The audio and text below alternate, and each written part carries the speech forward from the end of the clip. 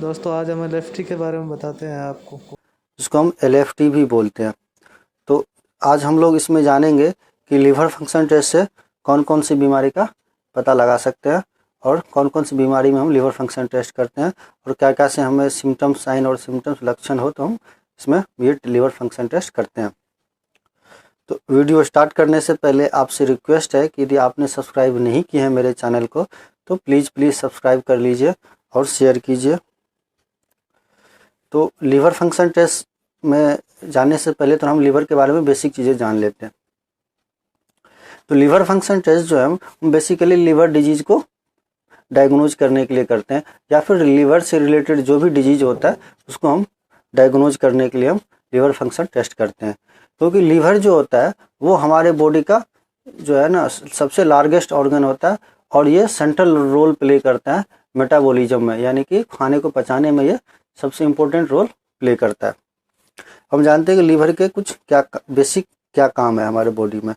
तो हम जो भी खाना खाते हैं उसके अंदर carbohydrates, proteins, fat and minerals and vitamin होता है। तो उन सब सारे चीज़ों को ये पचाने का काम करते हैं, मेटाबोलाइज करता है ये, और ब्लड को प्यूरिफाई करने में भी हेल्प करता है ये, और टॉक्सिन्स को रिमूव करता है। और हमारे बॉडी के अंदर जो यूरिया, यूरिक एसिड और ये जैसे ड्रग्स हो गए, क्रिएटिनिन हो गया, जो ये सब बनता रहता है मेटाबोलाइज होने के बाद, उनको वो एक्सक्रीट करता है हमारे बॉडी से।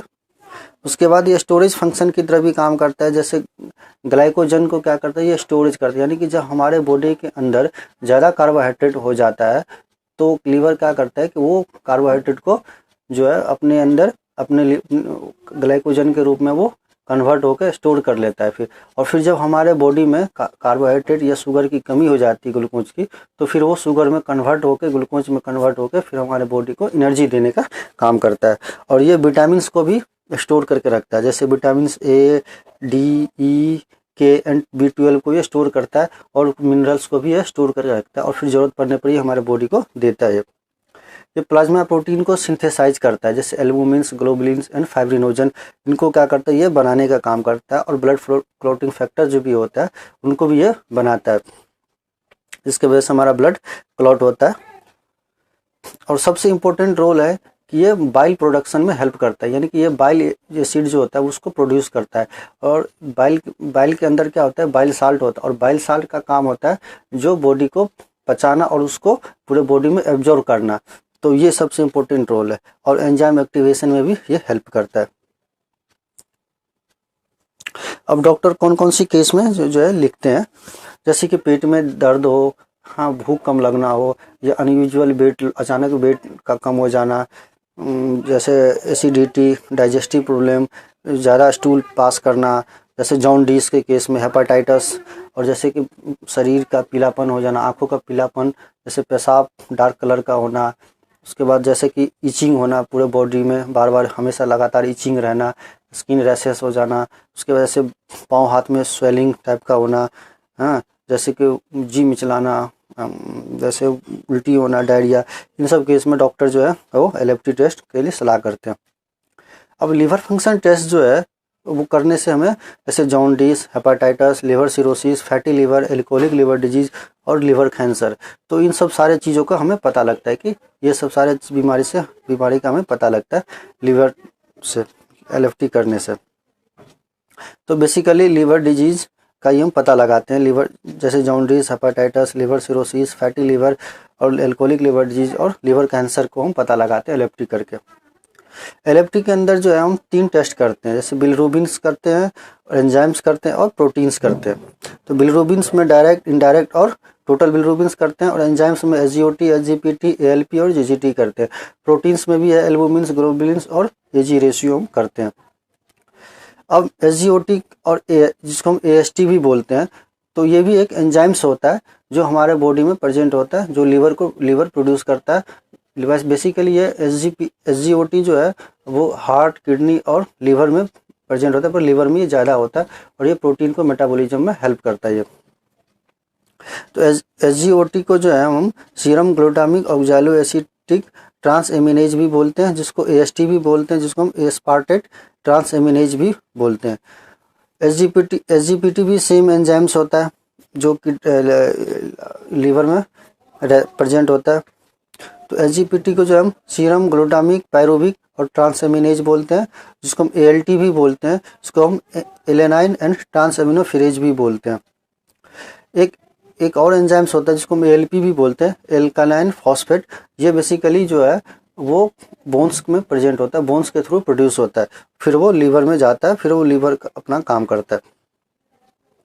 और ये जो चौथा एंजाइम्स है वो है गामा ग्लूटामाइन ट्रांसएमिनेज। अब ये हमारे पास लैब रिपोर्ट है, तो इसमें इसकी नॉर्मल वैल्यूज और कौन कौन से डिजीज हो सकते हैं वो हम जानेंगे। तो टोटल बिलिरुबिन की जो नॉर्मल वैल्यू होती है वो 0.7 से 1.2 mg/dL होती है। डायरेक्ट बिलिरुबिन जो है 0.2 से 0.7 mg/dL होती है।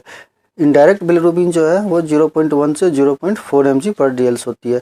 SGOT जो है वो 5 से 40 यूनिट्स पर लीटर होती है, और SGPT जो है वो 5 से 35 यूनिट्स पर लीटर होती है। एल्कलाइन फॉस्फेट जो है वो 30 से 135 यूनिट्स पर लीटर होती है। टोटल प्रोटीन्स जो है वो 6.5 से 8.5 ग्राम्स पर DL होता है। एल्बुमिन्स जो है 3.5 से 5.5 ग्राम्स पर DL होता है। ग्लोबुलिन्स जो होता है 2.5 से 3.5 ग्राम्स पर DL होता है। और AG रेशियो जो है 1.2 से 1.5 होता है।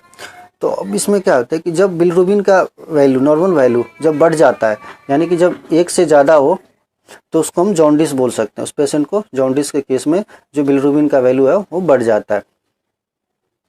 और यदि 2 से ज़्यादा हो तो उसको हम ऑब्स्ट्रक्टिव जॉन्डिस बोल सकते हैं, उसको हम सीवियर जॉन्डिस बोल सकते हैं। और SGOT और SGPT का जो वैल्यू होता है वो जो है फैटी लीवर या लीवर सिरोसिस के केस में जो है वो बढ़ जाता है। जैसे कोई अल्कोहल ज़्यादा ले रहा हो तो उस केस में क्या होता है कि ये SGOT और SGPT का वैल्यू बढ़ जाता है, या फिर एंजाइम उसका सही से प्रोड्यूस नहीं कर पा रहा हो तो उसमें SGOT और SGPT बढ़ जाता है। इसका मतलब होगा कि लीवर इंजरी या लीवर डैमेज हो गया उसको। एल्कलाइन फॉस्फेट के केस में बेसिकली होता है कि लीवर कैंसर या फिर लीवर सिरोसिस के लिए होता है, या फिर कोई जब ज़्यादा अल्कोहल अब्यूज कर रहा है तो फिर उस केस में क्या होता है, एल्कलाइन फॉस्फेट का वैल्यू काफ़ी ज़्यादा बढ़ जाता है, 200 से ज़्यादा हो जाता है।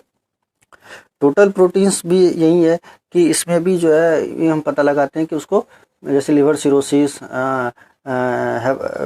Alcoholic liver disease, fatty liver का हम पता लगाते हैं इसमें हम। ये था हमारा LFT। तो दोस्तों, अगर आपको मेरा ये वीडियो पसंद आए तो प्लीज़ इसे सब्सक्राइब कीजिए, शेयर कीजिए, लाइक कीजिए और कमेंट कीजिए। Thank you so much for watching.